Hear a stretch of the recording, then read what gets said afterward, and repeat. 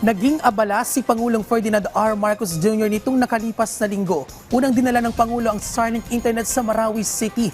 Binisita rin ng Pangulo ang 1st Infantry Division ng Philippine Army sa Campranawa. Sinilip din ng Pangulo ang Port of Marawi at pinangunahan ng pagsira sa floating shabu.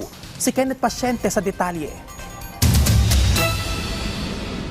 Nagsimula ang linggo ni Pangulong Ferdinand R. Marcos Jr. sa kanyang pagbisita sa temporary learning spaces sa Sagunsongan, Marawi City, kung saan personal niyang dinala roon ang Starlink Internet Unit bilang pagsusulong ng digital learning. Bumisita rin ang Pangulo sa Marawi Dansalan Integrated School para inspeksyonin ang katatayong gusali. Ininspeksyon din ng Pangulo ang bagong tayong Marawi City General Hospital. Pinatitiyak niya ang mabilis at dekalidad na serbisyong medikal sa mga komunidad doon.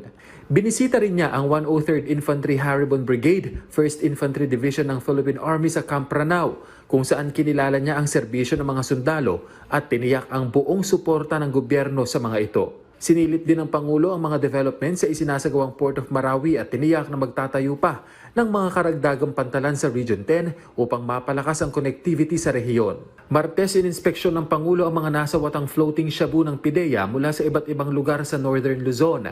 At Miyerkules ay pinangunahan ng pagsira sa mga nasabing droga na aabot sa mahigit 9 na bilyong piso ang street value.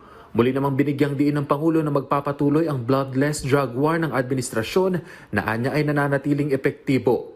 Pinulong din ng Pangulo ang kanyang economic team para pag-usapan ang posibleng epekto sa bansa ng tensyon sa pagitan ng Iran at Israel, kung saan nakitang walang malalang epekto sa ngayon ang kaguluhan sa Middle East.